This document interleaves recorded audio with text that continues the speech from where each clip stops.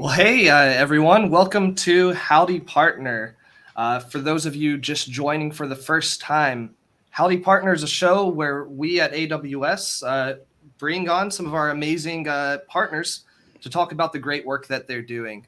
My name is Taz Miller. I'm a Partner Solutions Architect here at AWS, and I am joined from the AWS side by Michael. Michael, do you mind giving us a quick intro? Hey all, my name is Michael. I'm also a partner solution architect here at AWS. Fantastic. And then from the CBTS side, Roger, do you mind introducing your team that you brought? Yeah, by all means, and welcome everybody. Thank you for the opportunity. Taz, I can only assume from that introductory song that you're playing the guitar and Michael's on drums. I only wish I was so talented. That was good. That was good setup. Do you want to go to the intro slide there, and I'll just quickly. Sure thing. Are you all sharing your screen already? Sure. Let me make sure that I'm sharing here. Cool. And let me just pivot. Yep. Perfect. And let me get that up. Okay. Yep. Yeah, good to awesome. go. So first of all, howdy. To stick to the brand of the show, I'm super excited to be here with our panelists. You know, I met Taz. I don't know, Taz, it was maybe a year ago, and I was super impressed with the technical depth that Howdy Partner gets into, and so we really are bringing our senior technical engineers and architects onto the call. So I want to introduce Tim Salady, who's Senior Solution Architect. Tim, you want to say hi? Hey, everyone. Thanks for having me on. Yeah, appreciate it. David Gossett, who's a Cloud Architect as well. Hey, excited to talk about some cool tech today. Yeah, cool. Thanks, man. Scott Frankie. Scott, I'm not sure exactly what you do. Yeah, I kind of help us out with everything AWS. I'm kind of our go-to at CBTS when it comes to anything AWS. Pro certified, all kinds of fun stuff there, but really just wanted to show you guys some fun stuff we've been working on and that maybe you guys can use too. Yeah, awesome. And I'm Roger Hamshaw. I'm the product marketing manager that helps support the team from a messaging perspective. So we really want to keep our messaging from a presentation perspective to a minimum, but we do want to kind of set it up. If you're not familiar with who CBTS is, we're a North American data center, cloud, and managed services provider. And we really have, over the last couple of years, put our big bets on AWS. If you look over to the right, you'll see we're an advanced consulting partner. And if you look at some of the other certifications we have, specifically the well-architected framework, that puts us in a very elite status when it comes to the type of service providers that can deliver an end-to-end solution. So we're one of 258 AWS advanced consulting partners.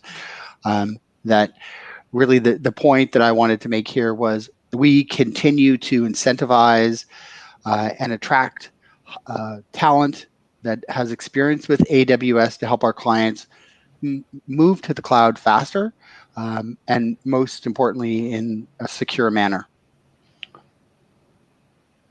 There we go. This is really just intended to show we offer the first thing we do with the client is to understand your current environment. What does your current topology look like? What workloads are best suited for a public cloud? And understanding what is the most secure way to get you there. We do the design, the development, and the build of an AWS environment, leveraging the skill sets of everybody on this call and plus the bench of teams that we have in US, Canada, and India. We also do the heavy lifting, which is the migration. So we will migrate the workloads from either your current environment or from another cloud into AWS. And most importantly, we provide the ongoing management. So you really the model that we offer is a shared ownership model where we take accountability for the performance and availability of your AWS environment. So I'm excited to hand this over to Tim. And Tim, you want to take it away and kind of walk us through the rest? Sure thing. Thanks, Roger. You're welcome. So we've been working on a project called the Data Lake Kickstarter to help you kind of understand what it is and give some context to like what we're going to show you. I'm going to walk you through just like a handful of slides. It's not a lot. I'm not a huge fan of slides anyhow, but just to give you a bit of background. So I've kind of presented this in more of a story format, and I'll just go through that. So once upon a time, relational databases were the solution to collect, store, and analyze data. Data sources and databases were really fragmented. You might have an API over here, you might have a MySQL database over there, a Postgres. And managing their schemas is a hassle. So if you need to add a new column to a database, typically it takes a lot of effort to really do that. You have to go through different teams and manage schemas, things like that. Managing and maintaining a large-scale database is also really quite expensive. You're talking about hundreds of millions, if not billions, of data points. You usually need very large databases to be able to handle that at any level of performance, and that's typically very expensive. Queries with large result sets are usually very slow. Even something like a T3 medium or something like that on RDS with just 2 million records may take like a minute and a half just to query it and pull that through like a MySQL dump. Building new ETL processes is typically really time consuming as well. So there's like no shortage of work to do when you're trying to build out really a way to store and query data. And so every day engineers would spend more and more time maintaining than innovating. So whether it's writing new scripts to existing processes or adding index to tables for every where clause condition, or you never need to export data, sometimes you need to create duplicate data, and you'll even spend sometimes weeks writing and verifying complex code. It's kind of a nightmare. Some on-prem databases like hundreds of tables, and they're really hard to maintain at times. So engineers would spend a lot of time maintaining and not so much time innovating. Until one day, AWS. So AWS introduced a flurry of different services that make building a data lake much easier than traditional processes. They're fast, scalable, relatively inexpensive, and secure. But building a data lake in AWS still takes time and experience. It requires a highly trained talent. How many people do you know are solutions architects who can build DevOps pipeline, maintain big data analytics, build out streaming systems, even go into databases and add index themselves? It typically have to wear many different hats, and that requires highly trained talent. So you can build data lakes and data services, but it requires experience. So because of this, we said, well, how can we make this process easier? Well, what if we built a prescribed, flexible, serverless, so that's kind of the keyword here, workflow, and make it really easy to deploy like simple infrastructure as code to an Amazon account, like just like 2 button clicks that solves a lot of common use cases for data lakes or data ingestion processes. And in the same breath, let's try to apply best practices around security and things like that. So we decided, why don't we build a managed service where we fix bugs, we add features to these different products is what we're calling them, but it would be deployed to your account. So unlike other competitors out there who have a user interface where you don't really have control of the underlying account or computer infrastructure, what if we just allowed you to deploy prescribed workflows, but also have full control over your AWS account as well? So you get the best of both worlds. And of course, it would be fully serverless, so really only pay for what you use. So we said, okay, well, that's great. We can create a prescribed workflow using infrastructure as code and automation, make it serverless. What's a use case we know that there is a gap in the market? So we started thinking, well, ServiceNow. So we built amongst many different things. One of these would be like, how do I download ServiceNow tables automatically and synchronize them at really any frequency interval? And how do I make sure that when they're coming in, that data, even if it has like 100 million data points from ServiceNow, how to make sure that it's data lake or big data like native format, something like Parquet. and how do I maintain a historic set of it, and how to make sure it's automatically updating its schemas and stuff like that. So one of the products we designed was this ServiceNow table downloader, and we have been testing it out, and you can download about 120 different ServiceNow tables fully, all the way back to the beginning of time, and maintain them for something like only $7 a day, which is pretty unheard of. And ServiceNow is just the tip of the iceberg for us here, really. Internally, us being consultants, we work a lot with ServiceNow data on a day-to-day basis for tickets, dashboarding, all that kind of stuff. Our ServiceNow team doesn't always have all of the queryability that they want with the interface. Can't always really pull that historical data, especially, and kind of have like SLA dashboards, other things, live data running out of it. So that's one use case that we're using it for here. But really, just about any data set could go into the server lake or data lake. Yeah, I think we're kind of, it might be jumping the gun. We'll talk about it later, but like we eat our own dog food with this stuff that we built for our customers. If you didn't catch on, we're talking about our own internal service now. Like our internal service now team loves this stuff, and as we're obviously not the only ones who use it. So Yeah, I would definitely touch more on that, but I'll just give you like a hint. A poorly optimized, even 80 gigabytes of RAM on-prem database for only 2 million incidents alone can sometimes take up to like 4 minutes just to do like a select all. Whereas you've got something like an Apache Parquet stored inside of Athena and Glue, it takes like 20 seconds. probably costs more than $7 a day too. I don't Oh, know how absolutely. much that database would cost. Yeah, so I only have a couple more slides here, but basically, that wasn't the only thing we'd identified that there was gaps in. We wanted to make sure that it was really easy to get started in building out a data lake environment, and we wanted to create prescribable workflows that where you can get something as simple as just go get me JSON data, or something as simple as I have JSON I need to push to the cloud. I want to be in big data native format, but I don't have to worry about any of the security or the roles or permissions or processes. I just want like, give me a tool I can simply push a JSON data payload to from an API. And so that's kind of like the path we started heading down. You know what I really love about that is like, I know for me, like I love development work. And I love solving like the big problems. So the things that you just talked about, the security, oftentimes we deal with tagging, all of like the very, very extremely important things that you need to do are often not that fun. So I love where you're going with this is you can take off some of that lift that is maybe not so fun, but extremely important. And with going with the security in mind on that too, it also lets us kind of have some more fun with things with it. Yeah. So when we're looking at doing this in Athena and whatnot, and you're going to see through a lot of the slides that Tim's showing off here, in the data essentially is going to S3. That's realistically the back end for most of where the data is sitting. Well, if it's in S3, we can apply IAM policies to just about anything. We can limit who has access to what data. Since you're going to be querying it within Athena, we can even limit it even further to make sure you can't query data you're not supposed to have access to. And with these being prescribed workflows, we're trying to get out of the idea of it necessarily being a hard set product.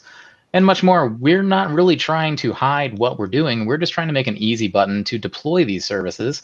And then you can make your own hacks to it. You can make your own modifications and make it work for your situation a heck of a lot easier than starting from scratch. Yeah, it's like I've managed to download 400 gigabytes of like ServiceNow data across 120 different tables. Okay, I can query it, but what if I want to do something special, like do like a cross join and produce an additional data set that I provide to my data analytics team, who's from a different data AWS account? That's all available to you. We're not restricting any of that. You still have full access to your AWS account, and you're not really seeing that with some other competitors as well. So we made sure we identify gaps of flexibility, usability, while still maintaining that price performance. This is pretty much it for the slides before I pivot into more of the technical stuff and less away from the boring. 4 bullet points is just kind of like what we're going to be looking at today. So the first thing is briefly touch on the user interface. So we know I mentioned that we built something.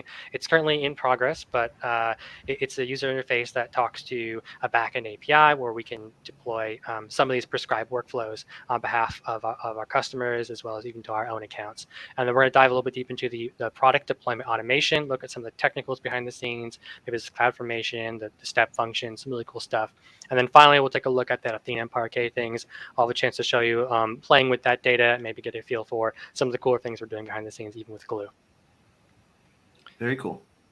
And while you're getting the screens up over there, Tim, I did see a question in chat asking about CBTS. I think you hit on it, Roger. We are part of Cincinnati Bell, essentially. We started out as Cincinnati Bell Technology Solutions many years ago. As of, I think, about 2 or 3 years ago, we officially rebranded, and CBTS now stands for Consult, Build, Transform, Support. So it pretty well explains exactly what we do, and this is doing some fun transformation with data right here. Now, Absolutely. I'm actually going to log into AWS's console in the background. So as we sort of go through these things, I can like show you what we're really doing behind the scenes. Fantastic. Do you want me to throw your screen back up then? Yep, that would be great. Cool. Needed to minimize it for a second to make sure Scott's face could be bigger. I've already got a big enough head as it is. All right, are we good to go? We're good to go. Cool.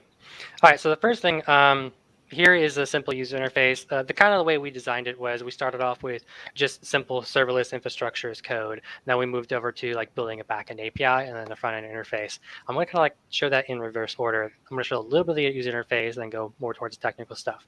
Cool. So the first thing you're going to see here is this is a serverless React.js application. This is deployed to AWS S3. It's got a CloudFront sitting in front of it. We do use the serverless framework to go ahead and package it. It is produced through a code pipeline. So here I'll actually show you in the code pipeline itself. So let's take a look here. It's pretty straightforward stuff. We've hooked it up to a GitHub repository. So anytime we make a change, we do a code build to compile it. And then also we push it out to the environment and then do some post-deployment tests for verification. Once we're here, you can't do anything. So when we were designing our API, which I'll talk more about this GraphQL API, the idea was the Lambda should do nothing. When you go to access the user interface, there's no permissions at all until we go ahead and authorize it. So how we decide to authorize our requests is by using Cognito. We've used Cognito, and we use it in 2 different ways here. So the first one's going to be as a ADFS user. So we've hooked up Active Directory. So any users who are authorized can go ahead and do things by deploying products. And we also have functional users. So in case we've got automated users who still need access to the backend API or something like that, they can still do so. So you can see that Cognito URL up there. We do a nice SAML request, and we bring it back. And you can see up here, indeed, here is my username coming through Cognito, and here is a group and role assigned to my Cognito user. Awesome. And so that could be as fine-grained as you would like. Exactly. It is. Because your Cognito user, by default, we have as permissions to do nothing. Only authorized users have the ability to do certain things. So in my case, I've got an IAM role. My IAM role has access to do like, let's be able to select certain DynamoDB entries or execute certain step functions, things like that. Yep. And this is something as a customer I can define depending on what access I want. Is that correct? So this user interface here is going to be the CBTS managed service super user administration. There's a separate user interface for just on the customer side. Today I'm going to go ahead and demo more on the managed service level user interface. Cool. But Michael, on the customer side, you are right there, though. It won't be, there's not going to be that many different levels per se, but you would at least have administrator and view only type, especially. So somebody can get in there and still see everything that's happened through the UI, that they don't actually want to hit the buttons or be afraid they could break something. Yeah, we can make sure that that doesn't happen.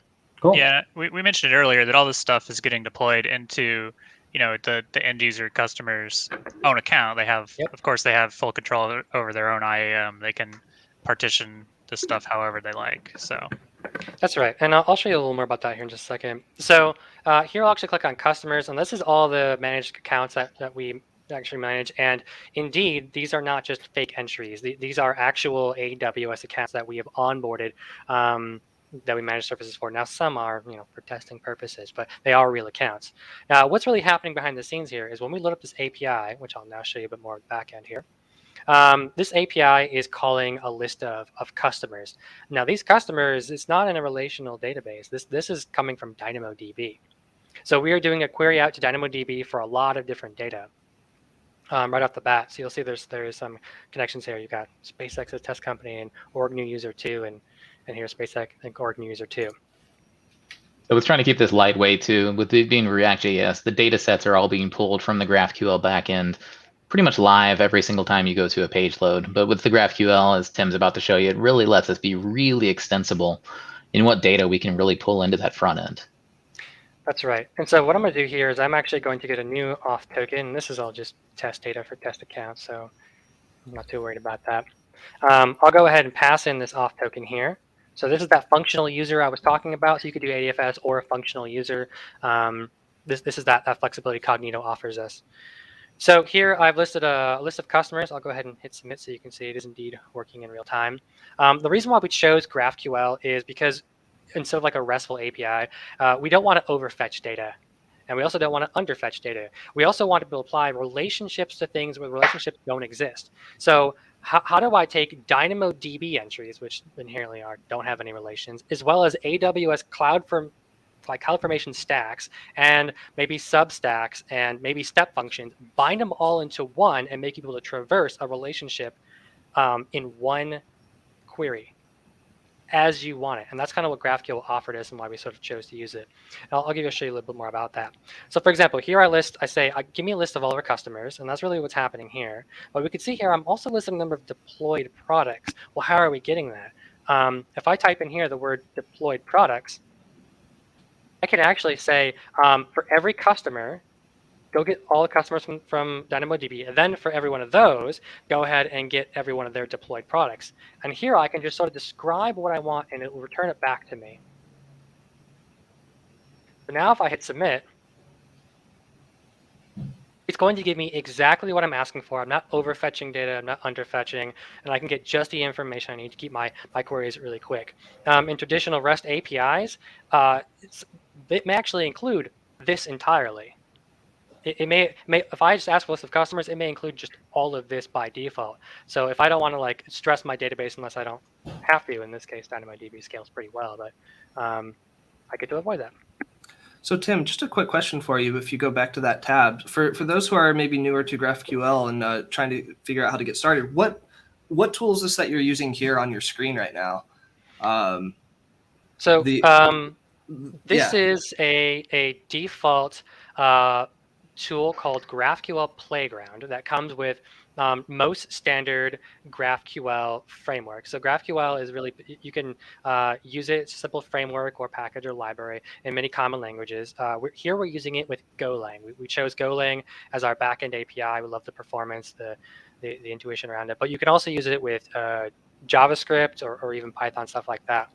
In this particular case, we're using something called GQL Gen by 99 Designs. They provide automated schema generation, automated API endpoint generation, and even the ability to expose a playground endpoint, which is a built-in, if you're used to Postman, it's like a built-in Postman for GraphQL, all really just wrapped into one. Yeah, it's pretty slick. Yep, I kind of love it. It's kind of hard to work with it in Postman because it is kind of a newer technology. More about this as well. So I will only spend just a little more talking about it. But if you do decide to using GraphQL Playground, it comes with the built-in API documentation. Very cool. So for example, yep. So for example, I can see every single endpoint in the entire API system, as well as every input it's expecting and every output I can potentially get and every one of its data types that I can expect to get back out of it. And that comes for free.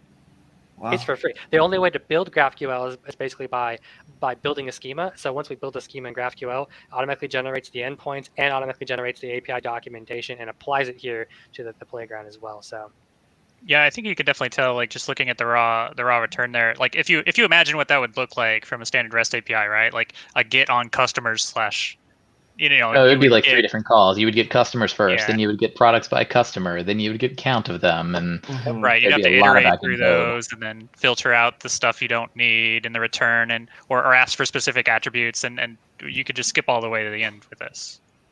Yeah, so it's like for every one of so every customer get every deployed product, and for every one of those, like maybe get the step function used to deploy that product, and for every one of those, maybe get its status. Yeah.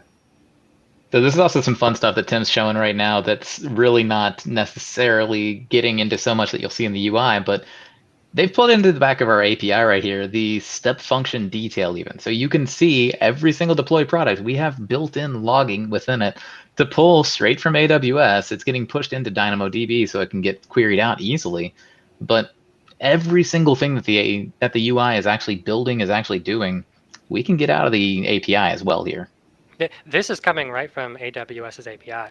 So the customer is coming from DynamoDB. The deployed products itself, its metadata is DynamoDB. But as soon as you ask for step function, it's actually reaching out to the managed service part of the account to get the status of an AWS step function itself. So yep, that's coming right from AWS. So GraphQL lets us take non-relational data and different resources and different external data sources and bind them all together to make this holistic view where you can get it all in one place. And this is just our backend to drive our administrative user interface. I'm going to pivot more into show more about the actual data lake product itself. I'm just impressed that you can do all that without a single for loop. You know? I mean, it's kind of the concept of the product in general. We're trying to right? simplify more difficult things and use the easy button solution for it. Yeah. Now you're getting me really excited. So the cool thing about GraphQL is typically in a RESTful API, you would do a for loop. In a GraphQL, as soon as we get a list of customers, that's one API call, right? Because we're using like Golang as supports multi-threading, it actually breaks up for every one of those customers and in parallel execute multiple simultaneous API calls out to AWS to get its related data. So we are actually doing a multi-parallel compute in the background to get every one of these customers' different step functions details all at the same time instead of like doing a loop and then appending it to a response. Right. That comes for free with GraphQL on Golang. Not always the case with like Python. It is mostly the case with JavaScript if you do it right. And thanks for the new hand signal, Tim. I've always had code blocks and chunks and stacking, but now I've got branching. So that's a new one for me. I like that one. Yeah, I've never used that one. Well, I see. Now like, is that like? I'm thinking in the like the idea of like an architecture diagram of like a step function. You start with a lambda, lambdas go out, and they fan out like a cube. Parallel processing. It is. So diving a bit deeper into a customer, we could see that here's like a list of products we deployed for them, and I kind of talked a bit about them a little bit earlier. Some examples. One of these is called the Simple Data Integrator. Back in my PowerPoint here, this is one of them. It's my data exists in JSON format somewhere. I don't want to have to build the automation. I don't have to build like a cron job. I don't want an EC2. I don't want to have to manage any secrets. I don't want to have to build a Lambda. I don't have to create the S3 bucket or the policy or any of the IAM rules. Do it all for me. And that's kind of like what this product itself does. And I'll sort of walk you through what it looks like to deploy one of these. So I'll go ahead and click deploy, and we'll see what's currently available. Click on Simple Data Integrator. And here we've got some basic options and advanced options. So I will call this as 1, 2, 3. And I'll give it a bucket. Gaming. How do you know what I name all of my stuff? You guessed my password. Here's also the really fun stuff. I've seen Tim go through this too. Essentially, if anybody like really works with data a whole lot, he's basically building a curl request or a postman request as he's writing this out. But we've just gone on and integrated it into the UI again to try to simplify things and do that easy button approach.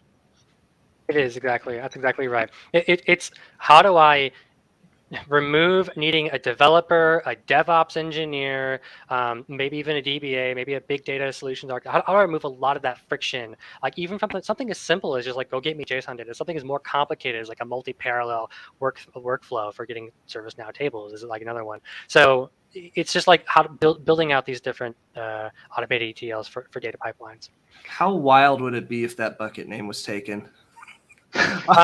Yeah, it would be incredibly wild. So as we type this out, we do have some type of checker we've implemented to try and enhance the user experience. Not because I think we need it, but because I don't trust humans as much as I should. So yeah, we are live on a Twitch stream. Somebody could have you tabbed away from that. I'm sure somebody went and sniped. Somebody already took it. You sniped it already. Gone. Oh, yeah. All right, we'll add some more numbers. Okay. So here I've just grabbed like a simple mock API here. I'm going to go ahead and submit this. I could do a request body if I was doing like a post, and I could add some basic authorization on that. I can use it. I can choose a schedule too. How often do I want to get this data? So for the sake of this stream, I'll go ahead and do once every minute or something like that.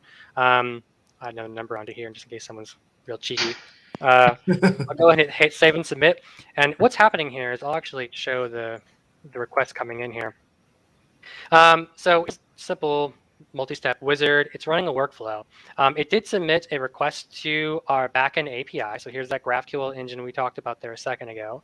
And here's those request parameters. So we sort of pass in everything about what we're looking for here. So here's the product. And here's the response we're sort of looking for.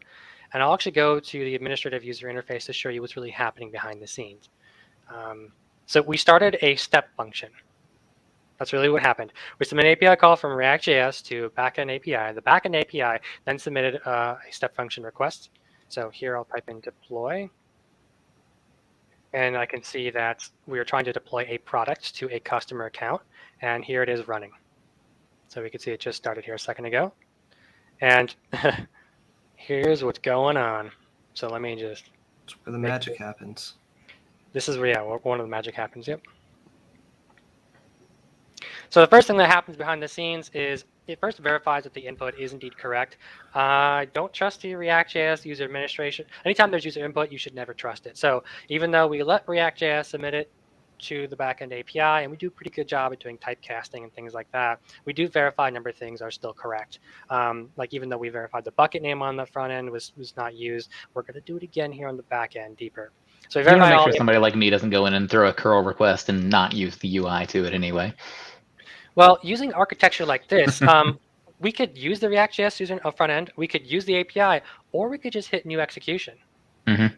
Right? If I wanted to do testing without ever affecting like the backend API, or if I want to introduce a new version of this workflow and do testing, I could just copy all of this and then rerun it and replay it essentially over and over until it works good. So we try to make that architecture really decoupled, but also quite fluid. So we verify the input's good. We check to make sure that stack doesn't exist already based off of that name. If it did, we try to update it. We create a change set. We wait for the change set to finish, and then we go ahead and execute it. Once it's all done, it ends up being successful. So we'll just wait here a second. We can also sort of monitor what's going on. So even though it says running workflow, we kind of hide the complexity behind the scenes. If I actually go to the organization here, I might be able to see it running. So here it is running actually. How's 1, 2, 3? Yeah. So I'll go into here, take a look, and we can see that the resources are still deploying. Now, if this was finished deploying, I would be able to see all the resources inside of it. So I'll look at a different one here. And the resources we can see inside of it are like, what are the entire stack? And all the resources and all the parameters passed into it. We're not trying to hide this from you. We're trying to make sure you understand exactly what you're getting. So bucket policy, Lambda function, IAM role for the event bridge, the IAM role for the execution of the Lambda inside the step function, a log group, there's the actual event rule itself. Here's the different role, I think, related to the step function as well. And then here's the actual step function itself. And coming back here, we can see that it's all done. And it says it's all done as well. That's because we're getting this information live as it's sort of coming in through AWS's API. We'll see that this backend AWS step function is succeeded as well. It took like 3 minutes because deploying brand new S3 buckets takes a little bit of time. Sure. So that's And it. that's what we're trying to show it on a live stream, so of course it's got to take a little longer. Yep. So that's pretty much it from the front end here. That would be a product through a simple user interface. Didn't have to create anything. The way this sort of works is we have these different products and we parameterize them. So I'll show you. Just as a clarification for everybody too, when we're saying products, it's kind of like the simple data integrator. We have some other ones that we're planning as well and working on. Just didn't want to have too much data overload in this today, but it's prescribed workflows. So if we're doing things like copying excess data off of database tables, especially from RDS, or literally if you're like, I already have all my data in a clean format, I just want to push it into S3 and have these crawlers ready to put it up into a Parquet format and read it, cool, we can do that. Here you go. It's already secure. Best practices, encryption, everything across the board ready to go.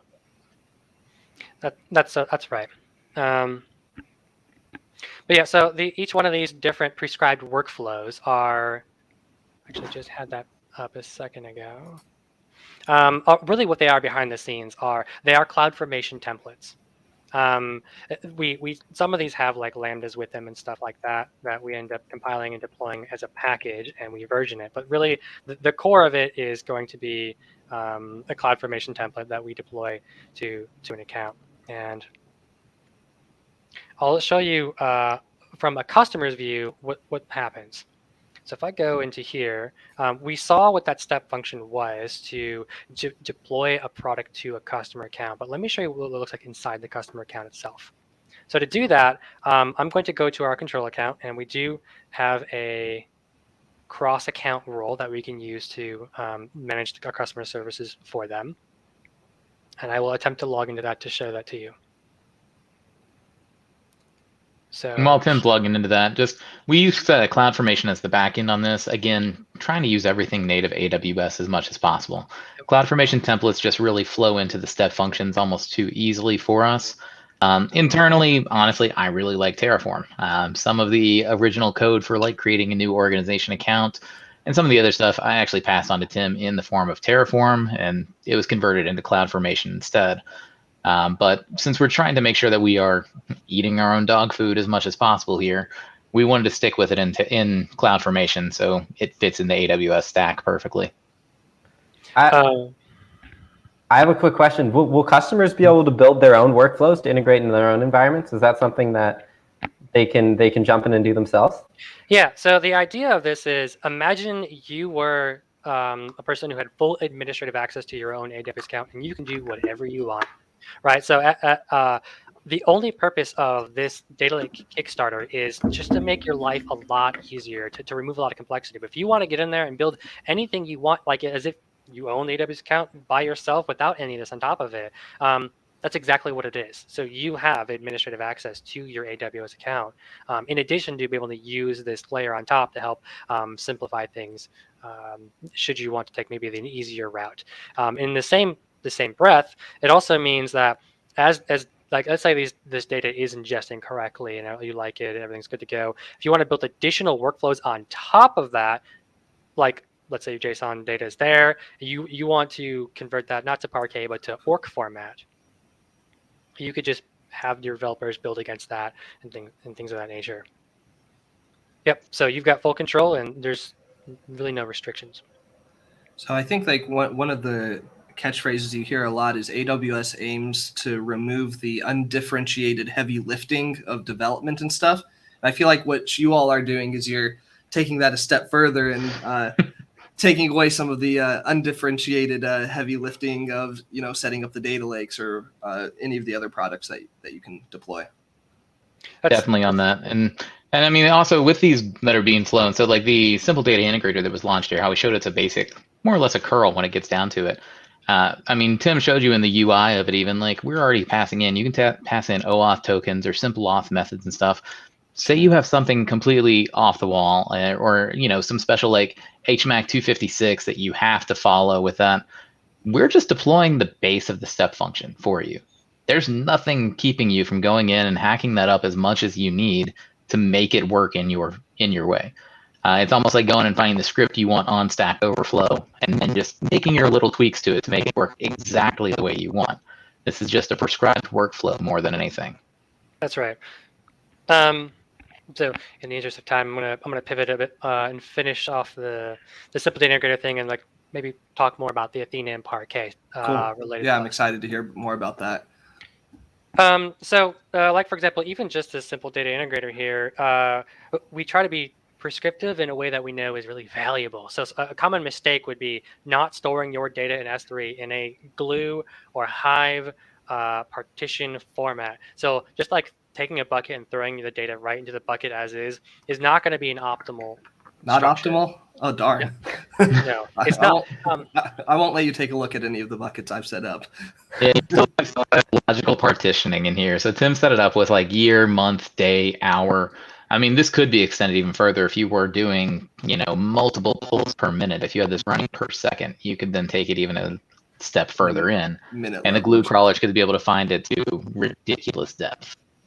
Yeah, the Yeah. idea is just like to prevent the future pitfall, right? Like just Yes. doing it correctly the first you would have to go and fall in this pit, not doing it this way yourself, get pretty far down your development and be like, oh crap, we gotta go, and now we gotta go change all the code that looks at this and whatever, right? So starting you from the right place is the whole idea of this.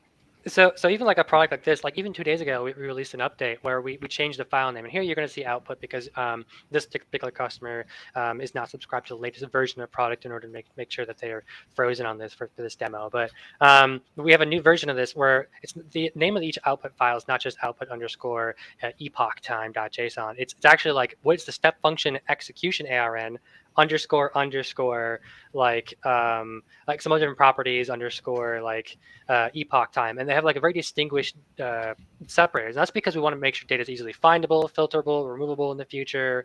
Yeah, it's how do I prevent future problems and make it easier for developers in the future where they don't have to work through a lot of these problems that we've seen other people have before. So that's a simple data integrator. I'm going to close out a few tabs here and talk more about an upcoming product that we are working on, and that is that ServiceNow table downloader. So to do that, I'm going to log into a different account. And Tim's logging into a different account because as we've been in the admin UI side of it, now we're actually logging into the actual customer account that's had some of this deployed in it already. Yep. So they're actually consuming the service, and these are all have been launched via the UI as well. That's right. So yeah, this particular product is deployed into this account because we're still doing test experimentation on before we want to make it available to other people. So that's why we're logging into this account instead. And this is the customer account. This is not the control account we saw there earlier. This is just like how we saw that simple data integrator S3 bucket with the TAS naming in it was a customer account. This is the kind of the exact same thing. So hopping right in. Well, what this ServiceNow table downloader really is, it's a step function. It starts here. This step function is executed on a schedule. That schedule is defined by the customer. So in this case here, we've got once every 30 minutes. We chose 30 minutes as a cost optimization. We can go as fast as like 2 minutes. We've done 5, 15, we've done 24 hours. We really like the way 30 minutes feels because we can get analysis of data every 30 minutes. And that's really configurable. What this looks like here, I'll actually look at the one that most recently executed while this call was going, this live stream. What we do first is we say, okay, go get a list of tables the customer is interested in. In this case, they have subscribed to 60 different tables. And they've got massive tables in here as well. It's not just like, go get me a list of users from ServiceNow. They've also got stuff like, get me every audit in the system ever made. And that's not 100,000, that's not 1 million, that's like tens of millions of records. So we say, okay, for every one of those tables, go ahead and ask ServiceNow whether it thinks there's any new records in the last 35 minutes. For each one of those, if it does have new records, go ahead and kick off another step function. And we do that because step functions has a limit. You can only have 25,000 events per step function execution. So we kind of have to thread those step functions down a little bit further in order to increase parallel compute without hitting AWS limitations for some of these things. So for every one of those tables, then when we say, okay, I want to break it up even further. I want to do a parallel compute. So for every one of those sub-step functions, we want to get only 500,000 records. So if a table has 5 million, we might execute this 10 different times using an offset of 500,000 every single time. Okay, so once we figure out how many records need to be executed, from there we say, okay, I want to execute a Lambda. Every one of those Lambdas is responsible for getting 500 records from ServiceNow. So effectively, we can download. I know it's like I'll give you an example. An incident table being 2 million records would then break up into like several different executions, which would then break up into each one of those to several like 1,000 different Lambda sub executions, and each one of those Lambdas get 500 records, and then store them into S3. So it's pretty nutty. The reason why I don't know if you've how many people like have tried to work with big ServiceNow tables, like kind of the normal way, just like hitting their API with a big server. But yeah, it takes forever. Like it is a mess. And what was it that they that our ServiceNow team was calling you whenever you managed to A wizard. use, yeah, it Our was wizard. wizardry. Yeah, this is black magic to be able to pull stuff out of ServiceNow so quickly. We're talking about we could do it every couple minutes if you like, and that's like from ServiceNow. Like that's what you're Yeah. Yeah, so the reason why we built this particular one is because AWS's native and very cool and very new AppFlow service does support ServiceNow, but it can only get 100,000 records per flow run, and those records are only in JSON format. They're not in big data Parquet format. So if you go to query them using something like Athena, it's gonna be a little bit more painful. And we've got a table, I think even just like one of our examples is 13 million records. That's if you started off using AppFlow, that's great, but you're probably going to hit a limitation of its usefulness for this particular use case. Whereas ours goes back all the way back to the beginning of time and gets every record, makes it available. So once that data is downloaded, I'll go ahead and show you in S3. We do use a prescribed format. So I'll see here that there is two different ServiceNow instances that we're currently downloading data from. One of them is what we call CSM, another one is the standard ServiceNow data. We've called it whatever the customer has configured it to be named while passing credentials. And here is every single table that we, once again, have used Hive partitioning format. I'll go ahead and hop into one of these tables that people usually find to be the most interesting, which is going to be incident. So hopping to incident, we store that data in 3 different file formats. One is the source. Always store the source, no matter what. Before you transform it, just store the source. And we don't use any prescribed schema at this point in time. We also store a flattened JSON version. So if your information is high relational coming out, or you've got nested JSON from that ServiceNow data, we go ahead and flatten that for you, convert it to strings, make it nice and easy to work with later. And we also have a flattened Parquet. So AWS Glue jobs really transforms this JSON data to Parquet, and that's what I'll show you here in a minute. As data is downloaded, it's downloaded in source and flattened JSON. And then we have, at the very end of these step functions, we have a job kickoff. So I'll show real quick. Just in one of these executions here. And talking about the flattened JSON, how we can stack things out that way in JSON. You can have multiple levels and have different pieces down. The whole idea to flatten it is to literally push it all back up to the top level, so you're not going to have to kind of strangely loop through the data. I mean, Taz, you're talking about having to do for loops to pull data and stuff earlier. Yeah. That's really what you have to do in a lot of JSON data to make sure that you actually get a cohesive row for every bit of information. Yeah. So for every one of these ServiceNow databases that the customer defines with credentials, we actually spin up like a downloader. So they've got 2 downloaders going. They have a CSM instance or whatever, and a regular different ServiceNow production instance. They really all use like the same script, but they just run differently, and that's because we use bookmarking. Bookmarking lets us really only process new data that comes into the environment. So if we run this and there's only 10 incidents, it's only going to convert 10 incidents and be done. Helps keep costs incredibly low as opposed to loading it up every time and converting it. So if we see here's like the Glue job script. I'll briefly walk you through what's happening here. We can convert not just like one table at a time per job, but we can convert a bunch of tables. So that step function that checked every 15 minutes for new data in ServiceNow, it can handle all 60 tables. And this Glue job can handle all 60 tables as well. And this is where we actually have a for loop. But because of Glue, and we're using the brand new Glue 3.0, which actually is faster, we're able to do a for loop in here. And because it's so efficient, got a nice for loop going. So we say, okay, for every table that you list, go ahead and load up the Spark engine. And then for every one of those tables, go ahead and load up their bucket path. So there's the table name. There's the database, and then there's the table, and then there's that source data that we flattened. We do use in partition and group sizing to be about 20 megabytes. We want our Parquet files not to be tiny little 50 kilobytes. We want them to at least be 20 megabytes. We found a nice efficiency around that. We didn't want it to be a gigabyte because we wanted this glue job to complete very quickly. For pricing, we found that if we said we wanted these glue files to be not 20 megabytes, but instead be 500 megabytes each, there might be additional optimization on top of that we might get. But on the glue pricing, to run this frequently, it goes from 3 minutes down to just 1 minute with something as small as 20 megabytes. So for each one of those, go ahead and read it, and then write it back out as snappy Parquet. Now, the best part about this, and I mean, to me, the best part is we don't manage the tables. We don't know about the tables at this point. All we know is we have a table name, but we don't know any of the columns, and we don't know any of the column type schema.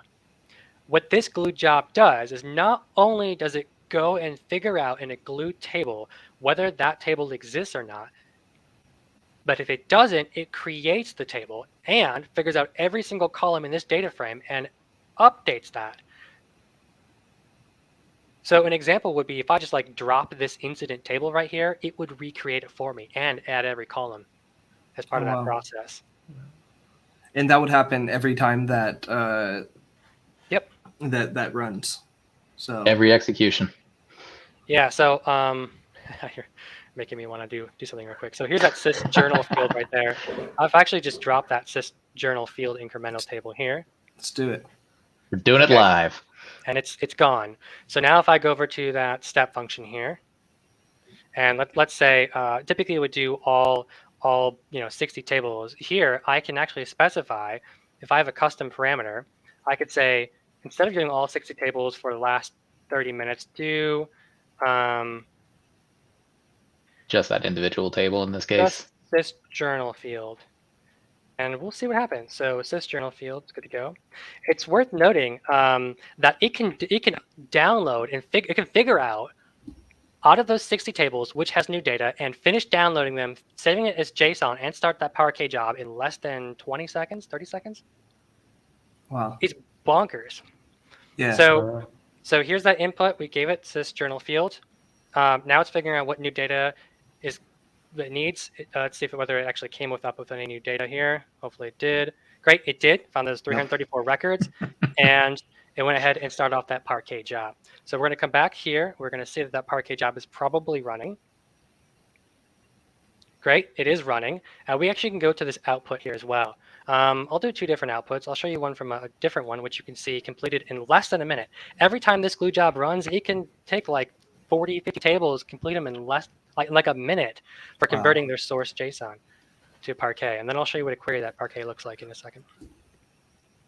And so really, this is also kind of showing the power of having this as more of a prescribed workflow rather than necessarily, a completely boxed in solution.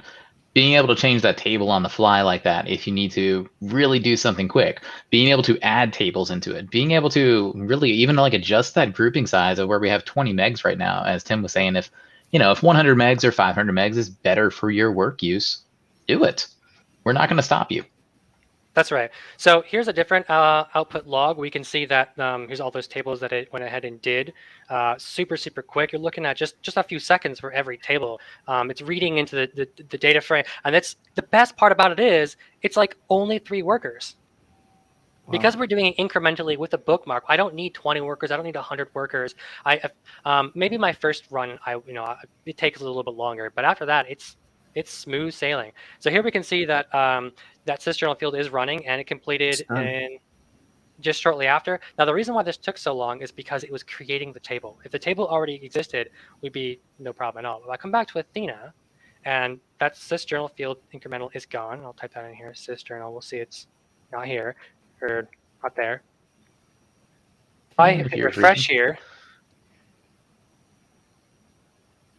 there it is. And there it is. It recreated it. Yeah. And what it did was it actually figured out every one of those columns that need to be a part of it as well. And now I can go ahead and just query it to get my data out. So that's sort of the best part. Now I'll show you something even cooler, and this will, probably be, I don't know where we at with time, but. Oh yeah, we got time. No problem. Excellent. We're about an hour in right now. Yep. Excellent. So yeah, out of all these tables that's managed, the way we structure this is because we're getting records every 15 minutes, there are going to be duplicates in a good way. You want duplicates. And that is because, let's say I have an incident that comes in yesterday and today it's resolved. How do I know the history of that from a simple SQL query? I can't. If I maintained a simple Parquet data set that always maintained a current snapshot, I would really only have one incident record. That would be what its most recent status is. But really what I want is something called a slowly changing dimension type 2 table, where I get the history of that record across all time. Every time it's updated, anytime something new comes across, I want it all available to me. And that's why we've sort of named this with the underscore incremental. It's a slowly changing dimension table. So here I'll show you just an example of that. And this data set was recently recreated, so for our demo purposes today. So if I do like a select all here, limit 10, I could sort of see this data come in. But if I do a count from the source table, I'm going to get duplicate records. Now I'm expecting 1.7 million incidents, which is not too bad. But here I've got, and you notice here it only scans 0 data, and it's able to figure out its total count in Less than a second. less than a second because it's in Parquet format. If this was JSON, it would have to scan and open every single file, read all the different line number counts on that, do an aggregate of that, and that may take up to 15, 20 different seconds. I've seen poorly optimized Parquet files. If you have your glue dynamic frame writer, and if it's uses the default and you don't specify a grouping, it will write the file sizes out exactly the way it reads it. So if your native JSON is like 500 kilobytes, it'll write it back out as 500 kilobytes. Even if you use basic grouping, it's 1 megabyte. You'll have like sometimes hundreds of thousands of files. Really painful. And also to add to that a little bit, you're also going to pay for it. Exactly. You're going to be paying for that huge scan too. Yeah, and that's kind of the point of why we've optimized as much as we can, not just in using the Parquet format, but also in the Parquet converter and everywhere else that Tim and all of our devs have done so much optimization work. Every second that we save of time actually usage in the serverless stuff, it's less. It's going to take less time. Since everything is serverless that we're using here, you're really only paying for usage. So if we have shorter queries, you're going to pay less. If we have shorter execution times, you're going to pay less. Yeah, so it's something as simple as like, we did some experiments, like what would it take time-wise, and what's the amount of data scanned, right? In Parquet, you've got maybe something as small as 39 megabyte, or even sometimes just a few megabytes, but in JSON, it may be 483 megabytes, and you've got a few thousand of those that start adding up cost-wise using Athena, as well as time. So here we got 1.18 million rows. That's including duplicates. We've utilized something really cool in Athena, specifically Presto, called window functions. And what window functions allows us to do is run a query that we could do something called partition by, and we give it the unique value that we want, order by, and the really the version, and the version is essentially going to be the timestamp, because every time it's updated, we get that updated timestamp, and therefore we meet that slowly changing dimension table requirement. So I could say, okay, for every record we have, figure out if there are any duplicates of those records, and for every one of those duplicates, figure out which one is the most recent one, and then give it a rank. That rank will be 1, 2, 3, and 4. Now, once we have that, bring that back as a sub query, and then rerun that through Presto again, and only get me the records that match only rank 1. So get me only the most recent version of that record. So we can always have a snapshot as it exists today, real time Parquet data set. So just running this query here, which I'll remove the view part of it off of it so we can kind of just see. While he's doing that, I gotta say, I'm gonna have to study up to keep up with all these hand signals. Like we're getting pretty complicated. So here, in order to scan like 1.18 million records in Parquet files, and load it into the big data engine that is beautifully Presto, having it distribute the parallelization, and then bring that back. in its full data set only takes 17 seconds. On-prem, to do that, it takes us 7 minutes. Even if I remove out some columns like big text fields, it's still like 2.5, 3 minutes to pull back something as like 1.2 million records because it's poorly optimized. The database administrators aren't, maybe they don't know what they're doing, or you've got some developers who made some mistakes. In Parquet, you could just add a new column, and I don't need to add a new indexed. I don't need to add a new column via SQL. I can just add a new column to my data set, and it automatically picks up on that. It automatically adds it to that table. It automatically makes it queryable here, and it's efficient to get. Like this took 93. Go ahead. I was going to ask, do you happen to know kind of like the general specs of what you're comparing to there to on on-prem server? Like, yep, 60 gigabytes of RAM.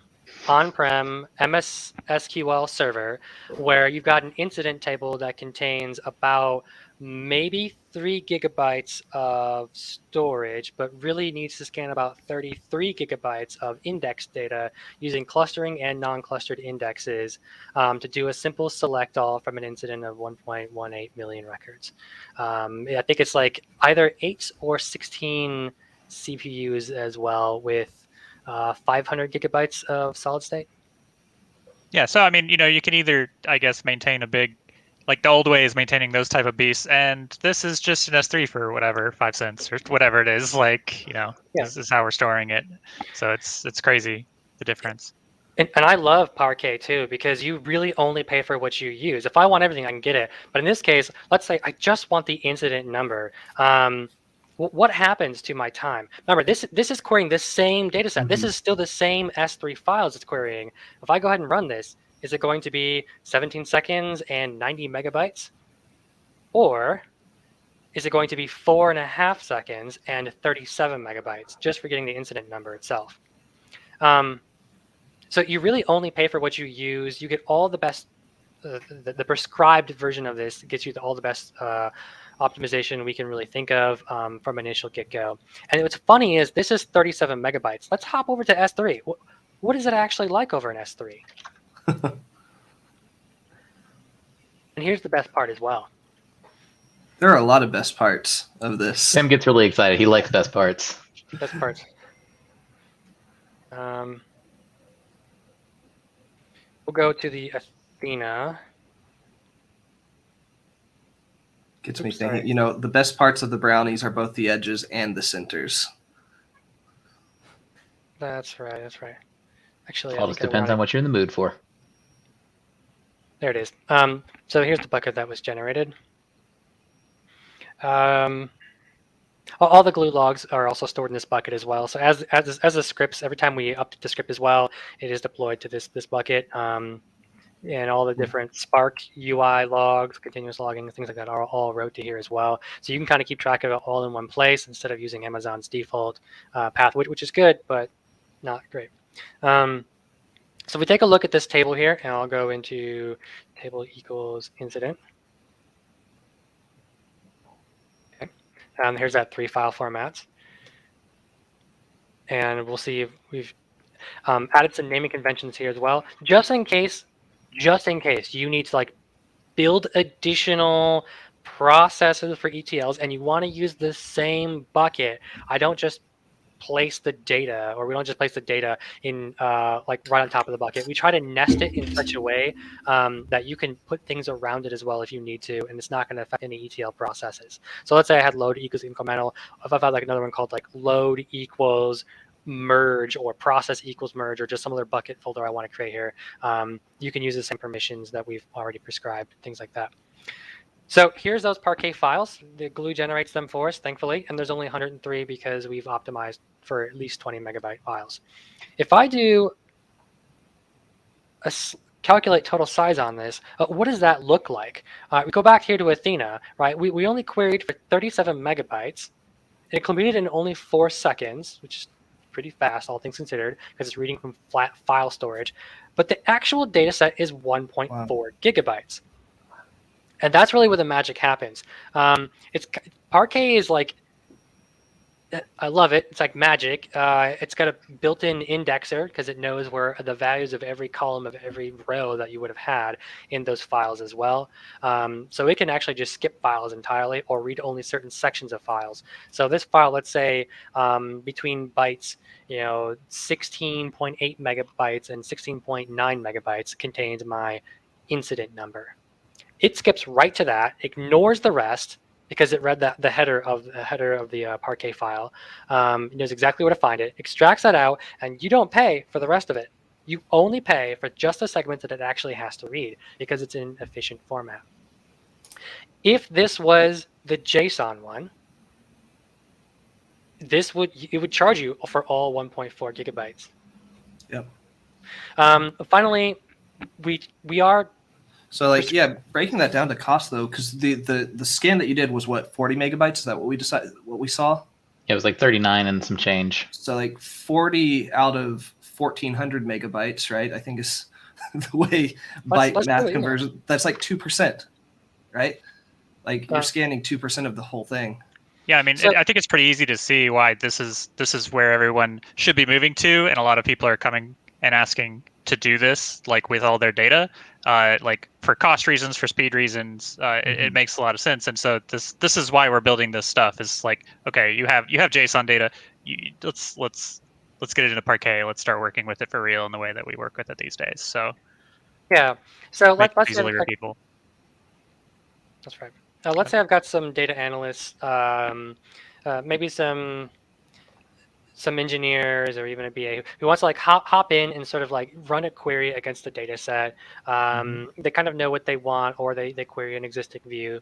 And let's say each one of those takes about 40 megabytes. Now this S3 is not even like as optimized as it could be. It just finds a nice medium. It's not partitioned based off of date and time because really anything under, I'd say probably about 400 million records with about 200 to 300 columns probably doesn't need partitioning that much any deeper. But as you start looking across time and your data starts scaling out to the billions of records, you would want to partition against time. But this probably accomplishes that up to like several hundred million rows for just one table. Totally fine. So let's say you're able to scan that, and it takes about 40 megabytes to get what you want out, and you query it for about 1,000 times a day, which for the big data engine to pull that back is totally reasonable. It costs you $5 a month. Compare that to like a 60 gigabyte. Even just go and throw in there right now.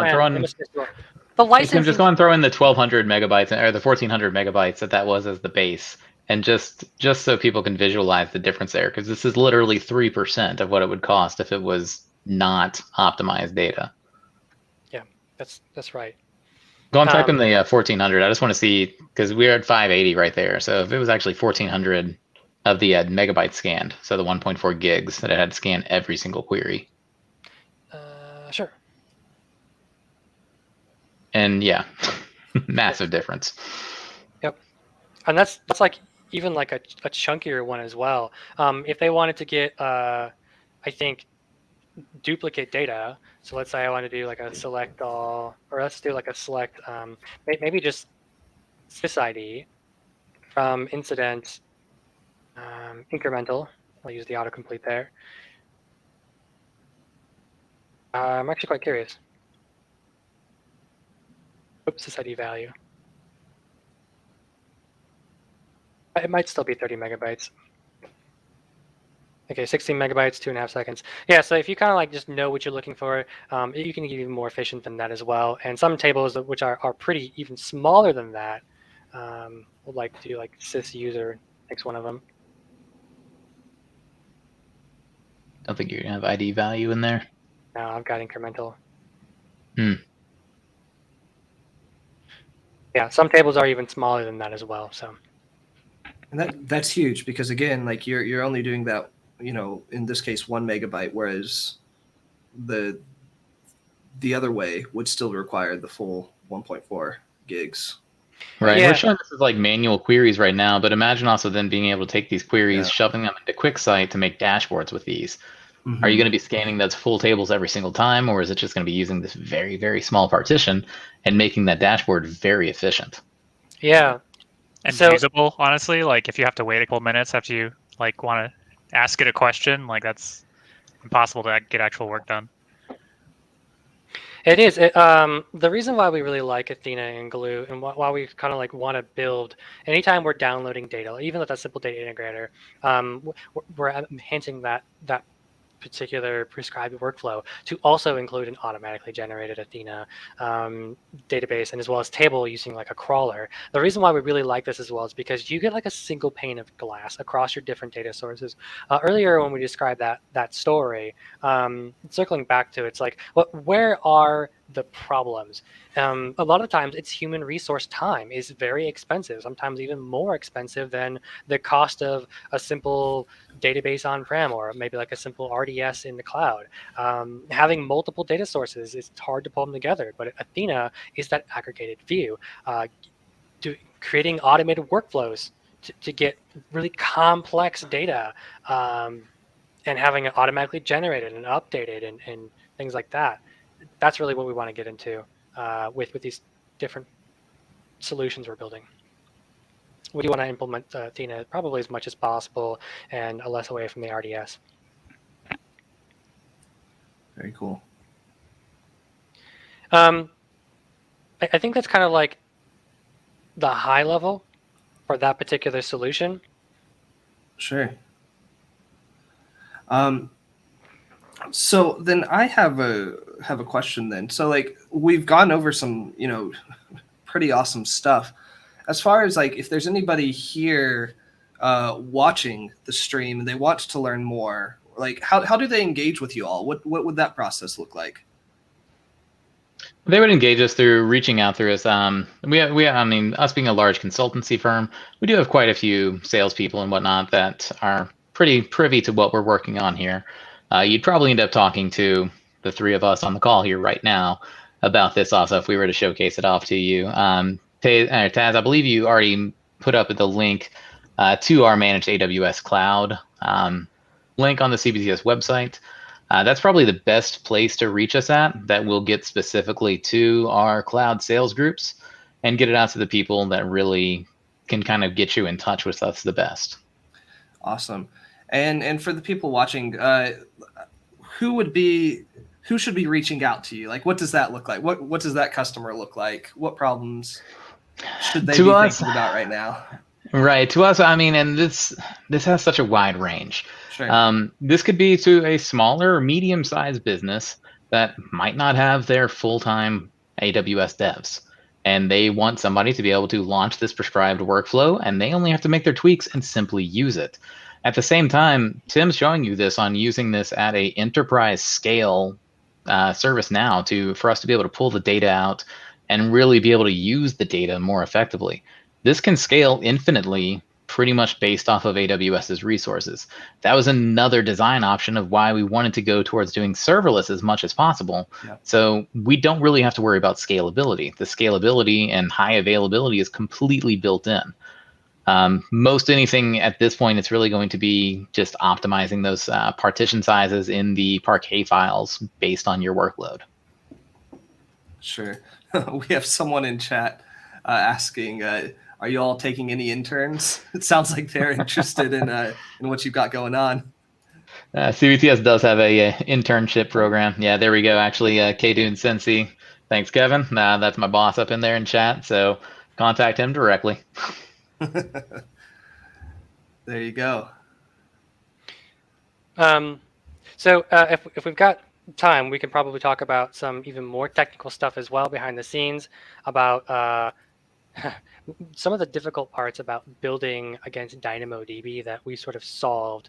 Like how do we list and query information just specific to certain products or customers using a single table design and a DynamoDB that is fully serverless and it's not provisioned capacity, as well as a little bit about Amazon Cognito as well. So I guess we can kind of hop into that. Yeah, let's do it. So let me just pull this up here. So a little bit more about our backend process. Every time we go to create a product, we create a code pipeline for it. That code pipeline, as we deploy new versions of that product, we figure out what the current version is. We increment that version, and then we package that product back up, and we push it to S3. Some of the Lambda code that we deploy, it exists in the control account that the customer also has access to talk to as well. So for example, that simple data integrator, we might provide a Lambda code, but that Lambda has cross-account access that is whitelisted to reach into a different AWS account to execute or download the zip file that contains that Lambda code as well. So if we need to do like a hotfix or patch, we're able to do that for you as sort of the auto-managed process. In addition, you have access to any new versions that come through our system as well. Maybe we should back up. I remember you mentioned it a bit earlier how we were on an earlier version of this, but the way that we're actually just taking our stuff that we've built, deploying it into your account, and as we iterate, make better versions, we're not pushing anything out to you. Like you can go and say, "Hey, give me the newer version of this product." But once we've deployed something in your account, it's just stuff in your account, right? So yeah. That's right. As new versions are basically created, we subscribe you automatically for the ability to deploy against that version. Either you can select that product and its version, or we can select it for you. But essentially, your existing account is not touched. So if you're on version 1.1 and we release a new version 1.12 -RC5 or something like that, you're automatically updated onto that unless you want to be. You can either update it using the user interface, or we can update it for you. But in order to maintain the integrity and security of your account, we don't do that automatically, but we could. We also support the reverse of it. So if you decide that you do want automatic updates, we can automatically deploy those recent versions to your account. Or you can get a change freeze. So we're able to freeze a version of the product that basically says, do not allow this version to change at all. So that's in environments that are really particularly important. So you might have that particular freeze to a demo account that you use to showcase on Howdy Partner to make sure nobody breaks anything would be a good example. And to build on top of that too, part of the reasoning also behind being able to do a freeze on a single one, with this being so extensible, if you're making your own kind of additions to some of the code and the step functions going on, there's nothing that would prevent you as a customer from launching the same service twice, just even under slightly different names. So, if you're running the simple data integrator, but you have to do something special for your authentication method and need to have that pushed in there, you don't necessarily have to update the entire stack. You could make a side one, migrate things over, change where your data is pointing to in the back end, and boom, you're done. Yeah, I think it helped answer that question that you had about what types of businesses and customers could use of this, and so if you're a smaller customer and you're just like, okay, I could just hit a button and suddenly the output of my widget making machine in JSON, I can pull up dashboards and see what's going on in my factory. That's awesome, and I don't do a whole lot in AWS. On the other hand, and so you would auto update that, right? You just want the best stuff. Mm-hmm. But if you are an enterprise and you're deving your own stuff against this, right? Like you're using this as step one in a process, and then doing other things on your data lake, then you can freeze it, and it's all in your account under your control until the end of time. So. Yeah, one of the ways we kind of see it used right now is a customer would have two accounts. One would be their development, one would be their production, and then they would have the development be auto updating with the latest versions, but the production one would use frozen versions and would get updated either by them or by us at request instead of automatically. So there are different use cases. We support both of those. Fantastic. So hopping more into this. So in order to maintain a list of different customers and maybe the deployed products, we don't house any sensitive data in our metadata about the different customer accounts as well as products. Nothing really sensitive, but we do house that metadata in DynamoDB. I talked about that a little bit earlier for the GraphQL API endpoint, where we go ahead and hit that, and then we list their products, things like that. It's coming from this DynamoDB single table design, and we took really to heart what Amazon showcased at reInvent about advanced design schemas and principles. And I'll hop more into here. So we can see that its capacity is on demand here. I don't specify the number of units. If I go into view items, we can kind of get an idea of what this schema looks like. So here we've got the partition key. It's not just a single partition key that says like ID1 or ID2, something you might see in our typical relational database. And we don't have multiple tables, it's all in one table. So we say our partition keys should always be relatively unique, but the sort key definitely unique. The combination of those two making a composite key. Sure. So if I want to get like a list of all customers, what I could do is I could sort of flip these keys by using a reverse index. Because typically in DynamoDB, you have to do a query that says, okay, give me, I have to know my partition key, but my sort key can be fuzzy. I can start it with something, or I can make sure to include something. But in this case, if I want to get like a list of all my customers, I either need to maintain a single record that lists all my customers, or do something really clever. And so what we've done here is we created a reverse index where the sort key is the partition key and the partition key is the sort key. And we actually query on that in reverse. So I could say, I can grab this metadata customer, flip that in reverse, do a filter that says, I want my partition key to equal to this, but make my sort key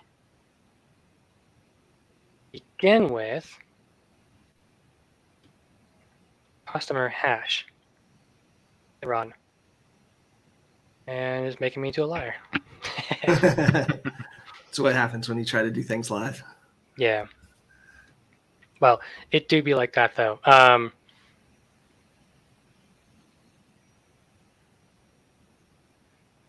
But that's essentially what we do. Is we basically got two indexes. One is like, give me the details about a particular product. I know its name. I know its schema. We use a pound sign to delineate between the idea of like domains versus identifiers. And we try to stuff metadata inside of the sort key to make it really easy. So we'll do like a split on this one.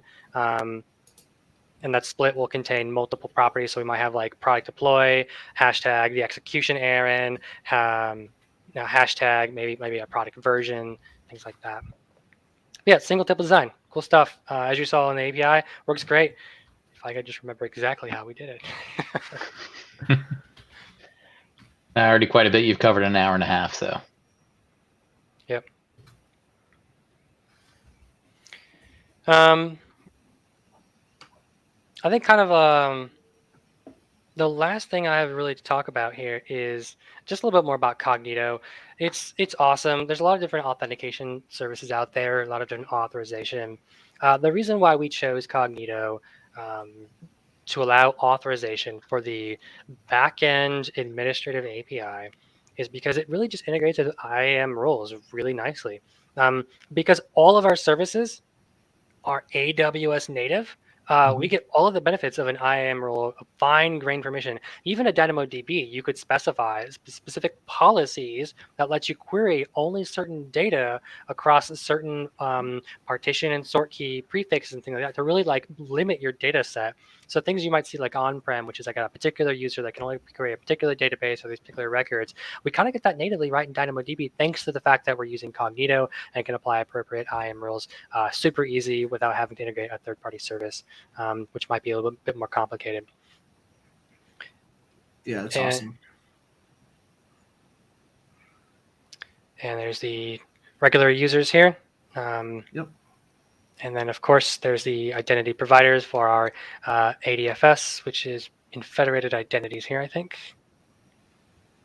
Yep, we can see that coming from our ADFS. Very cool. So that's something that someone who wanted to try to use this, they'd be able to integrate with their own internal systems and stuff like that to manage users and stuff. I think so. Yeah, absolutely. You can, I think, onboard your Active Directory. You can even bring other service providers as well, using Google or Facebook, things like that. Cognito just made it super easy for us. Inside of our code, what we do is we actually do like a switch role. So like I mentioned earlier, the Lambda's got no permissions. And so as you authenticate, what we realize is we get your JWT token, we figure out what your different roles are, and we grab the most highly privileged role that you have in a priority stack. We then apply a switch role on that Lambda to get whatever role is associated with that particular group you're in that's at the highest priority. And then now that Lambda has whatever permissions only you are allowed to do. That keeps our backend API secure with defense in depth, which is a good thing to have. Yeah, absolutely. Well, cool. Michael, do you mind just giving a quick recap for the folks about what we've gone over so far? Yeah, of course. So we've gone over the brand. I'm not going to say brand new, but the kind of SaaS offering that CBTS has here.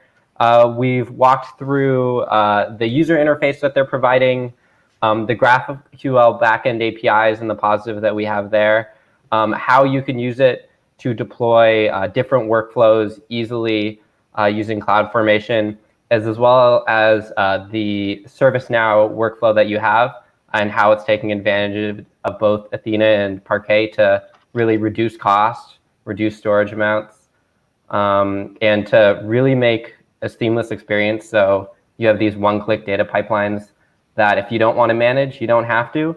But if you want to continue to build on top of them and add more and integrate with them, you can, because you're the one who owns it. So that's kind of what we've touched on today. Anybody else want to add on to any of those items? I think you summed it up pretty nicely right there. Yeah. Yep. No, I think that my favorite part has definitely been the kind of comparing and contrasting the JSON versus Parquet querying, and the fact that that's built in to what you're doing is that converter is pretty awesome. Yeah, this comes from experience. This was not guessing over and over. We've worked on some projects where a customer was or had previously downloaded continuously Splunk. They were running a Splunk query, and they were downloading that data set to S3. And so they had something like 34 billion data points just for one query across, I think it was like 6 months. And they had housed, I think it was like 35 terabytes of data, and it was all in JSON. None of it Parquet, none of it big data. And they had you to say that, like, it was all well, JSON. we can only query like a certain amount of data at a time. I can't query across a large span of time because Athena times out. It's too much time. It's too much data. And so Athena doesn't make sense for not big data file formats, anything that exceeds tens of billions of rows in something in some like JSON. It's great for simple data sets, but if you start looking at getting really serious about big data and you want your data to be optimized, best practices are all around, and we try to apply it from that security IAM roles, deploying bucket policies, making sure all the security is enabled from the upfront, like public access is off, access logging is on, tagging, Encryption keys. Yeah, encryption key. Everything's encrypted at rest. Everything, all the time. So, and that's obviously not on by default. Versioning, things like that. So, very prescriptive about best practices because I've seen a thing or two. I know somebody else probably wouldn't want to see a thing or two. And the other thing I'd like to say also before we kind of wrap things up, like right now we showcased like the simple data integrator, especially, which is a data downloader. We talked about kind of like the simple S3 bucket methodology too, which is, hey, here's this bucket. You put the data in however you want, and it's still going to do the glue crawlers and everything else. But we have other products we're working with it as well. Some of you that are a little more keen-eyed may have seen RDS copy in there. We are making a product that's going to let it hook up to just about any database you can really imagine. And the whole concept is are you really actually using that 2-3-year-old data that's sitting in the database, but you can't delete it because you got to run a query every now and again? No, get it out of there. Make your database smaller, make the database actually more efficient, but then still be able to use the backend and get Athena and query your data when you need it. And that's all pull methods, but there's also always the push methods as well. So Kinesis data streams can easily write the data for us and again, still go through all these same methodologies. But the whole point is really to get your data into a flat format in S3, hopefully Parquet. Parquet is really what we want to go for and really optimize, and then be able to query it within Athena. We don't want you to have to think about everything else with it. Just let your people run queries in Athena and call it a day. Yeah, one of the things we do a lot of at CBTS are well-architected reviews. And I mean, Scott, we were in one like a couple of weeks ago, and it's just a common thread. Like, it turns out that EBS is a lot more expensive than S3, right? Like, don't store stuff in your always on active database. Like, databases are expensive. Like, that's kind of like been part of what we've been talking about here. And pulling stuff out of there and putting it in your like it's almost like a database version of Glacier or something, right? Like that, right? It's like we'll come and we'll look at it if we need to, but it saves a lot of money, and like I said, it improves the performance of your database too, because it's not wasting all that space and resources on the stuff you're not really using. Man, this conversation could get really fun. Like, because you're using an S3 based database system, you could even have lifecycle rules that transition your old data greater than a year to a smaller, less redundant storage in order to further increase costs as well. Go to S3 and frequent access or something further back. So the idea is like the cloud offers a lot of different flexibility, and some of these solutions aren't perfect for every scenario. But what we're trying to do is we're trying to say what are some common scenarios that there are typically a lot of pain, requires a lot of talent, a lot of time and effort, a lot of planning to really hop in there and innovate. That we've got to do so much work up front that it's really quite daunting. And how can we solve some of these right off the bat? So that's really what we're trying to target. The things we're working on now is still in development. It's currently in beta. As we sort of settle in, we'll polish the product off in the coming future.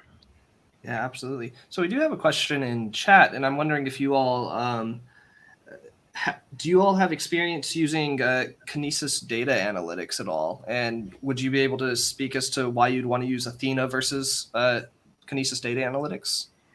So those solve two entirely different problems here. Athena is going to be the ability to query a large data set efficiently in parallel, whereas Kinesis Data Analytics helps me sort of analyze small streaming bits of data as it comes in real time. Athena is not a real-time engine. Rather, it's not supposed to be. Most queries take anywhere between like 1 second and sometimes even a minute, whereas something like Kinesis and data analytics, it's supposed to process data, maybe even transform it, or push it down to subsystem streams for further processing as it comes in. So kind of two different things. One's a real-time data stream process of analytics, and another one's just a query, a generic, abstract, efficient query engine, more for on the big data side. Yeah, but I mean, that being said, you could very easily imagine some type of system that's using Kinesis, and like we offshoot some of it over to this system for longer term querying, right? Like you have your so that's where it's very easy to imagine doing both in the same incoming data stream, but one is going to be real time and one is going to be we've been talking here more about where it would land for longer term storage. Yep. One of the concepts that we've actually have been talking about building does indeed use Kinesis, both data analytics as well as Firehose. So I need to have I've got JSON and I need a place to push it. I don't want to have to build out an entire architecture, an API, create a cognito user pool. I don't have to do all of that. I just want give me a URL and give me a set of credentials that you automatically email to me. I have a script that pushes data JSON somewhere. Well, what happens behind the scenes to actually get it to its endpoint, and how do I analyze it on the fly? Literally, it's Kinesis, Firehose, and also data analytics. So that's one of those things that we're looking at as well. So you're kind of right on the money on that. It is something that people are looking for. Very good. Cool. Well, I do want to give chat a last second. I think we're about to wrap up here. But please, if you all have any last-minute questions for the team, we'd love to hear them. But in the meantime, CBTS team, like, thank you so much for joining us today. I know that I was able to learn a ton from you all. Absolutely. Yeah. Thanks for having us. Had a blast doing this. Yeah, Yeah. loved it. If nothing else, we learned about parallel Yeah, computing. parallel computing. That's the new hand sign for it. You know, the marketing guy on the call is going to run with that. That's right. More threads. More threads. More No, That's right. great job, Tim and Scott and Davis. Yeah, Appreciate absolutely. the insights. And so that kind of leaves us to what I think is probably the hardest decision that I'm going to make all day, which is how we're going to sign off this episode. And so we have a choice of 3 that I will give you all the power to choose our destiny. And so what we go through is we do either y'all come back now, you hear, giddy up, or happy trails. So I think we'll go with the happy trails. Oh, I was Number gonna say happy three, trails. happy We're in trails. agreement. Yeah. Okay, well then that sounds perfect. So on the count of 3, we will do our best attempt at saying a happy trails, followed by our sign off. But before we do that, I want to thank everyone who was able to attend the episode today. Please tune in next Wednesday as well. The Howdy Partner Show does run every Wednesday at the same time. And so, yeah, we're super excited to see you all next time. And hopefully we get to see CBTS up here again soon in the future as well. And so I guess with that, we'll go ahead and sign off. And so let's try it on the count of 3. 1, 2, 3. Happy Happy trails. trails. Happy cloud trails. Yeah. Cloud Trail's never happy. All right, I'm leaving.